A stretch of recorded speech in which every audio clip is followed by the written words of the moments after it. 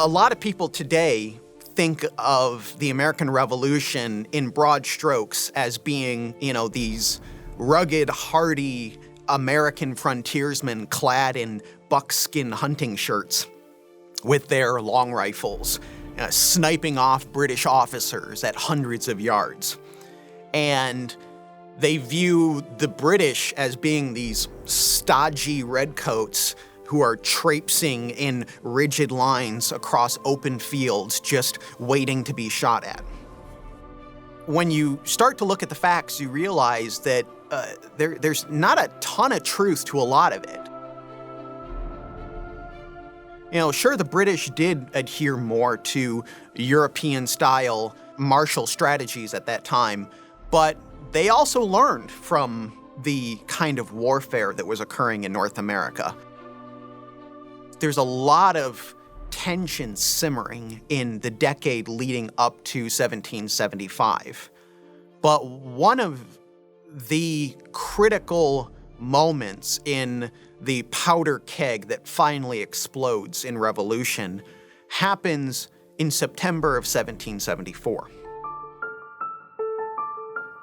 September 1st, 1774, the port of Boston is closed and has been for some time, following the Boston Tea Party of 1773. And the governor at the time, General Thomas Gage, is keenly aware that there are supplies for the militia in the surrounding areas of Boston.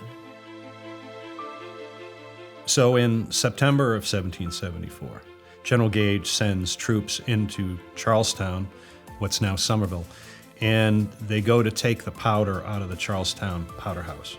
And it's a fairly large one, stone construction, a really beautiful looking structure today. But at the time, the locals were very upset about it. And an alarm spread. And the British took the powder, but militia companies formed and started marching. Luckily, there wasn't a fight at that time because the provincials were not ready yet. They were starting to ramp up their militia service and arming themselves better.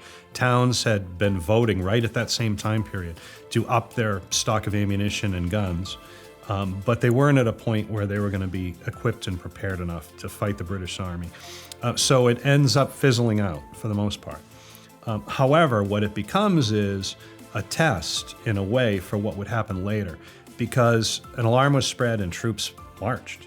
And so I think from that alarm, they were able to learn a little bit about what would happen when they actually did have a problem where they were going to need their armed militia and minute companies later in the spring of 1775. One thing that became abundantly clear in the run-up to revolution was there was no real centralized plan. There were no centralized stores to sustain any of these defensive efforts on the part of the colonists, any of these militia bands. So the decision was made that they needed some kind of centralized structure in order to potentially respond to threats, particularly from the Crown, from these King's troops that are stationed in Boston. And so it's September of 1774 that they form committees of safety. The Committee of Safety is a term that goes back to the English Civil War period.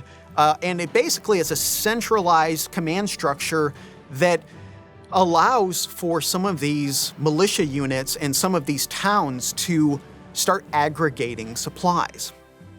And one of these supply sources was the town of Concord.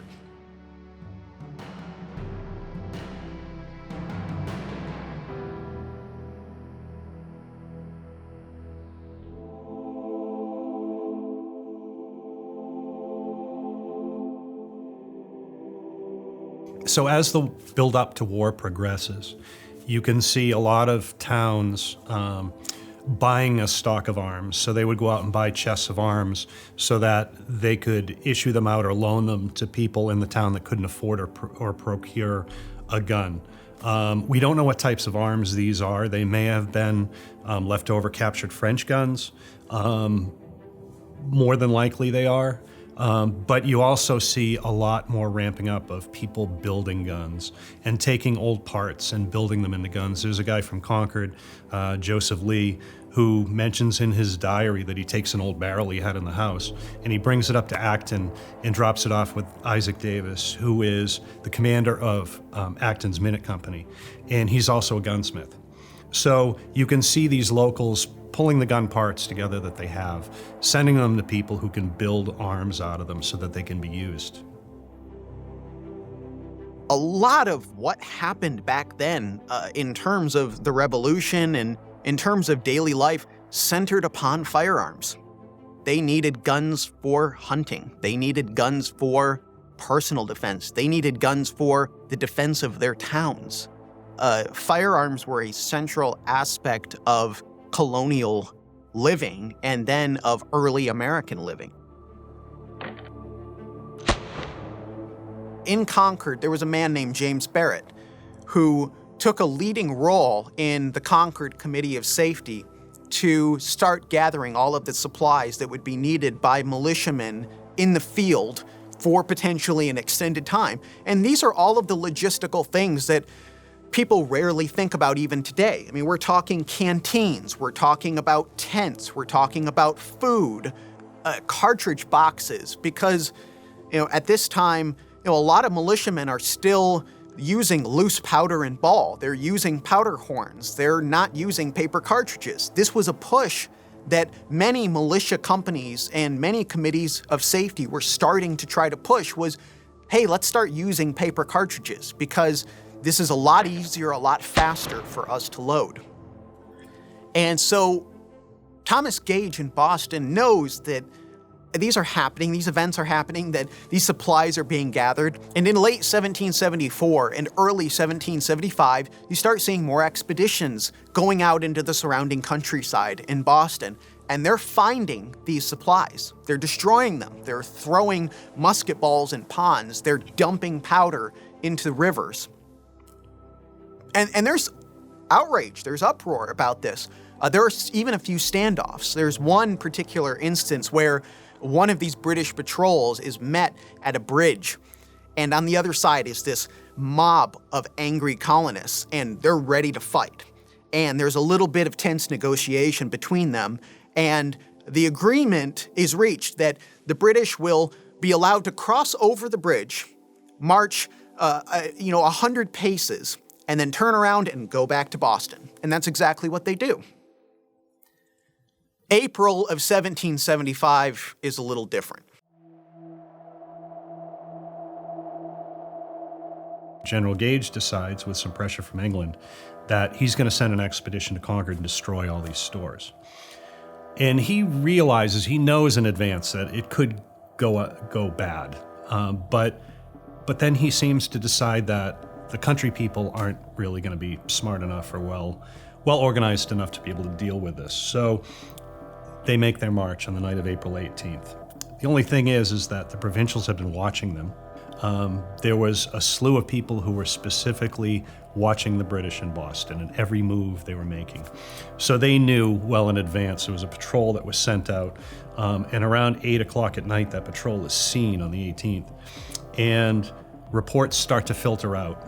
John Hancock and Samuel Adams are in Lexington at Reverend Jonas Clark's house.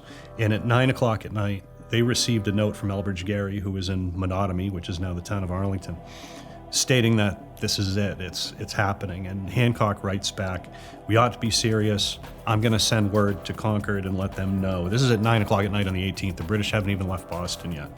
So word starts to spread. And obviously everybody's heard of Paul Revere, and there were many more riders than just Paul Revere. But they start to spread out through the countryside around midnight. And the countryside becomes alarmed, and all of these minute militia companies who had been training in advance of this event and making sure they were armed and equipped start to turn out, form up, and march towards Concord with their companies.